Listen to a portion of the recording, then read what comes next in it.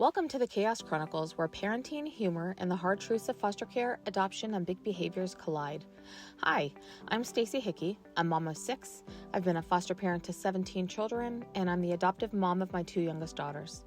With years of experience as a child abuse detective turned school counselor, I'm here to offer real talk, expert advice, and plenty of laughs.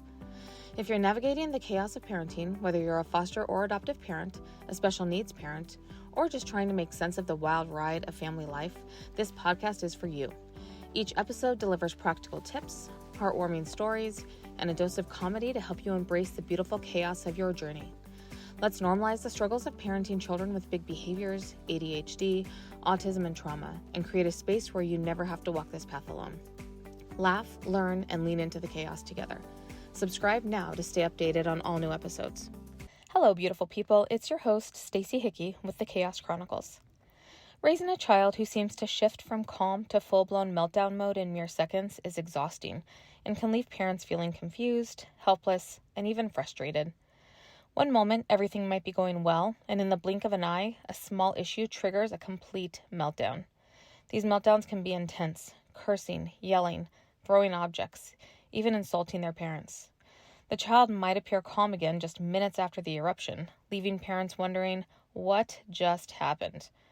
Living with a chronically irritable child who experiences frequent emotional dysregulation is a challenge for both the child and their parents.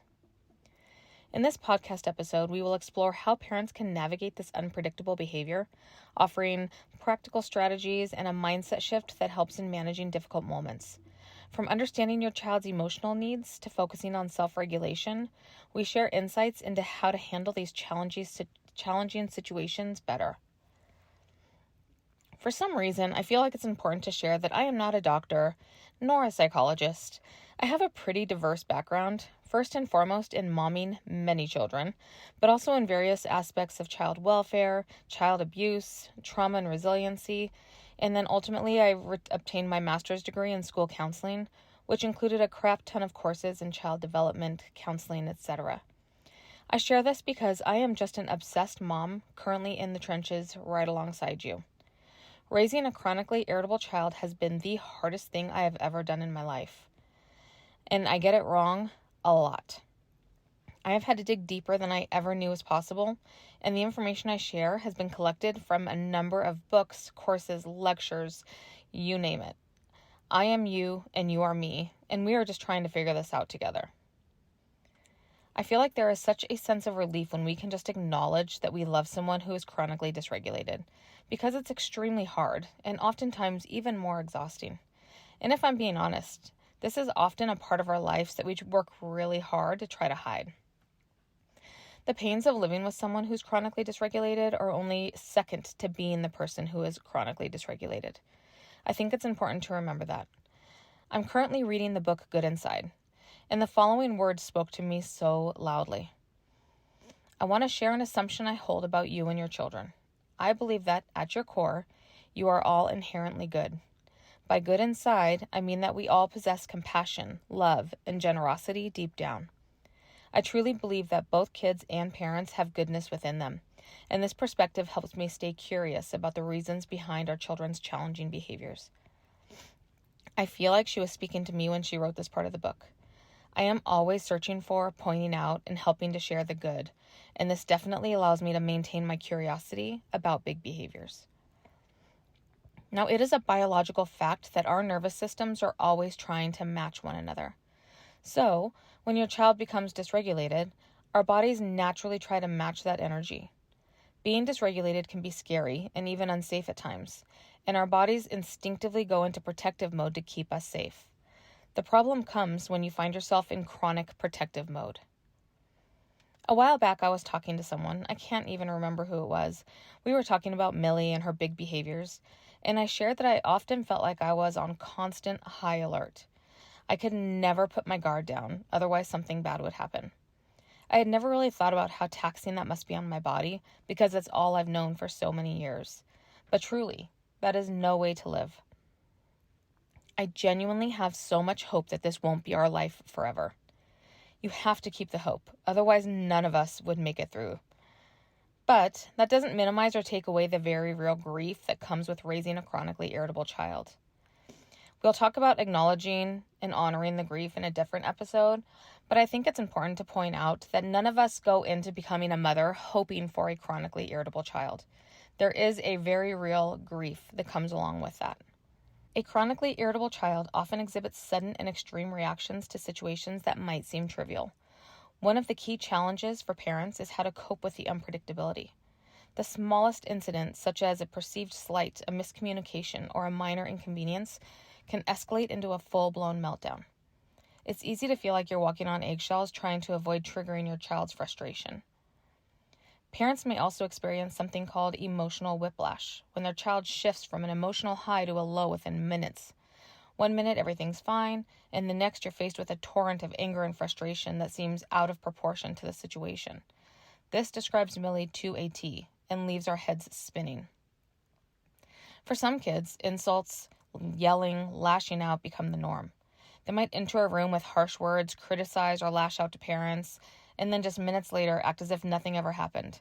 This erratic behavior can be confusing, especially when the child seems to have no lasting concern for what was said or done during the meltdown. It can be difficult for parents to keep their composure when their child is calling them names, yelling, or being disrespectful. I know I'm often left thinking, wait a minute, you just called me the worst, horrible, awful names.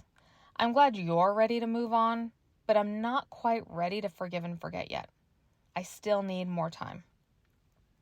And I think it's okay to tell our children this, but at the same time, I also feel like the harsh reality is that we are the adults and we are constantly modeling behavior for our children. When we respond to our children in anger, aggression, or yelling, we're telling them that we have lost control ourselves. This doesn't mean that we don't hold our kids accountable for their behavior, but our kids should feel safe in their homes. As adults, we should not allow children's behavior to control our emotions. They are children. Now, that's much easier said than done. I, for one, have definitely lost my cool, and I've said things I immediately regret saying. Shoot. Just the other day, I was trying to get Millie to take a bath, and she was refusing. She was playing with Legos and kept pushing off bath time. She finally agreed to get in the bath, but insisted on taking her Legos with her. I told her no, because it was a million pieces, and our drain stopper was broken, so I had visions of all of the Legos getting stuck in the drain. Now, looking back, realistically, I don't know why in the world I cared so much if she brought the Legos into the bath. It really wasn't that big of a deal, but at the time, in that moment, I definitely was not in the mood to budge. So Millie eventually goes into the bathroom, and she immediately locks the door. This is when I know she's up to something. I was already feeling short-tempered. I banged on the door for her to open it. She hesitated, but eventually did. When she did, there were mounds of Legos in the bath with her. I lost it and started yelling. She, in turn, started yelling at me and then threw all of her Legos at me. Like, we're talking about a full house built of Legos being chucked at me. I was so mad, I was seeing red, and I could absolutely feel myself losing control. We were both yelling uncontrollably at one another, and I'm sure I was making empty threats of discipline, like I always do. Thankfully, my husband came home, stepped in, and told me to step out of the bathroom. After the bath was over, I had a few minutes to calm down, and I felt a whole lot of things. 1, I felt like a terrible mother for lashing out. 2, I could tell I scared her by my tone of voice. And 3, I hated feeling out of control myself.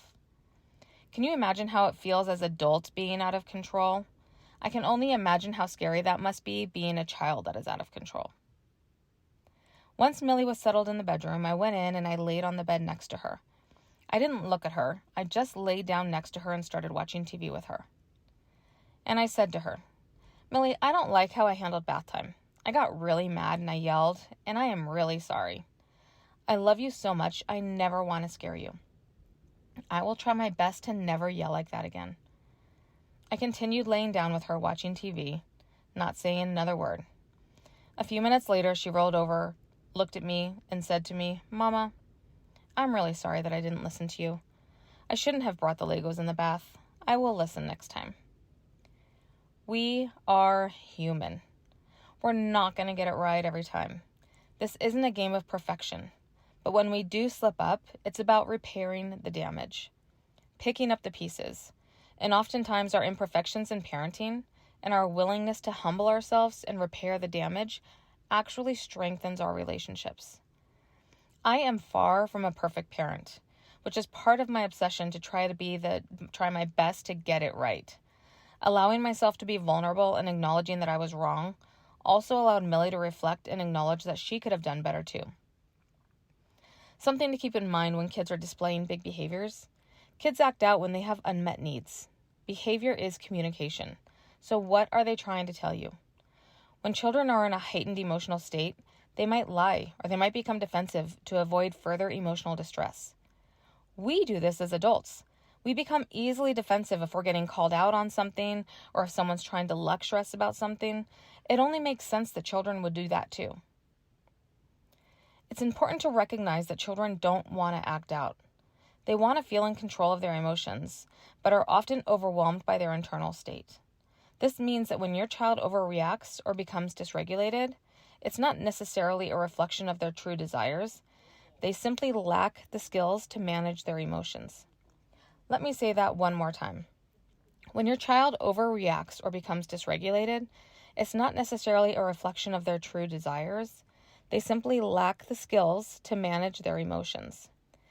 This is where teaching emotional regulation comes in. We must guide our children in understanding how to handle disappointment and frustration in healthy ways. When a child experiences a meltdown, what they need most is calm, non-judgmental support.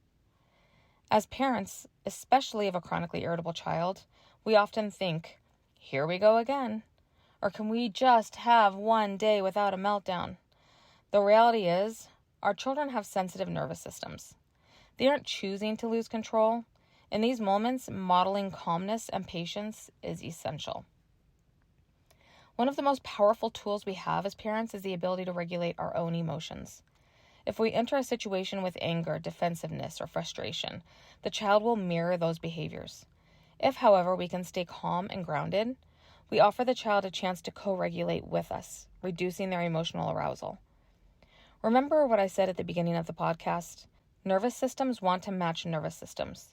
We need to ensure that we aren't allowing our nervous system to match that of our kiddo, but we are allowing our children to match our calm nervous system, especially in the height of stress. This simple shift in approach, using calmness and humility, can go a really long way in de-escalating a situation. Children often look for guidance from their parents, which can be experienced by modeling emotional control. By doing this, we help them learn how to regulate their own emotions. Disciplining a chronically irritable child requires both firmness and compassion. It's tempting to react out of frustration or anger, but it's important to approach discipline with a focus on teaching rather than punishment. Consequences should not only address the behavior, but should also help the child understand how to make better choices moving forward. There is nothing wrong with waiting a few hours or even the next day to discuss the consequences. Sit down with your child and calmly talk to them about the incident. Then maybe ask them what they think the consequence should be. It may surprise you that often they are harsher on themselves than you would have ever been. The child should understand why these consequences are being implemented, and it's important to follow through with consistency.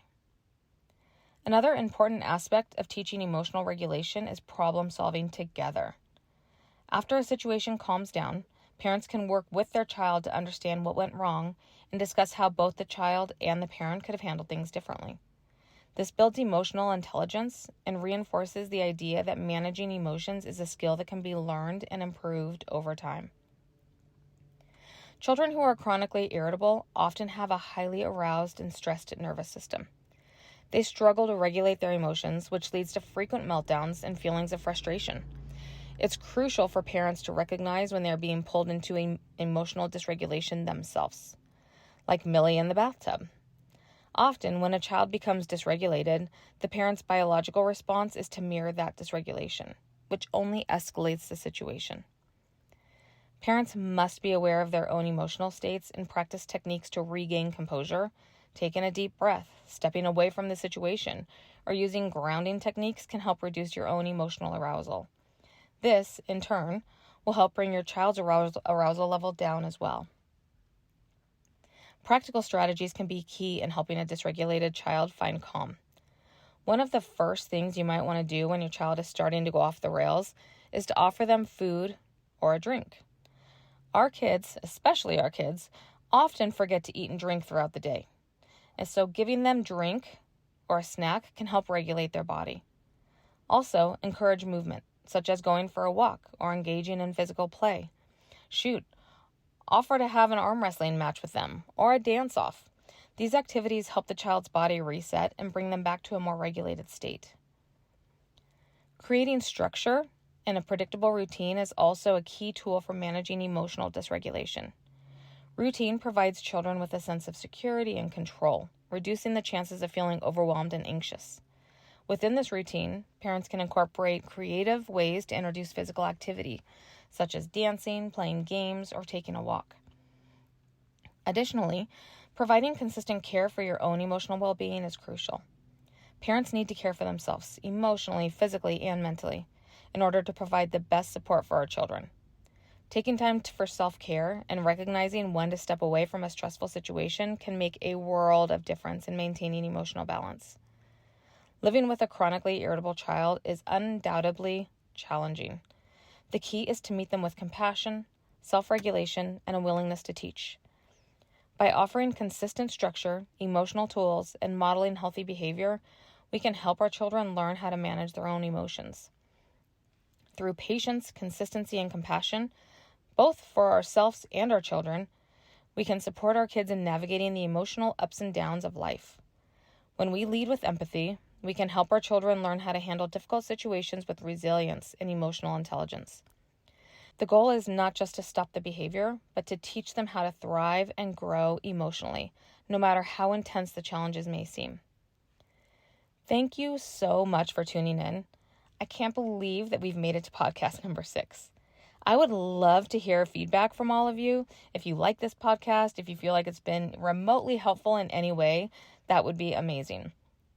I would absolutely love it if you would leave a comment, or if you feel like this podcast is helpful, share it with a friend, send me a message, anything to let me know that I should keep on trekking on. If you have any questions or any topics that you would like to discuss, please either comment below on the podcast, or you can always find me on Instagram at Life with the Hickeys or on Facebook at Stacy Hickey. I would love nothing more to be able to connect with you. So much love to you and yours. Have an absolutely fantastic day. See you next time.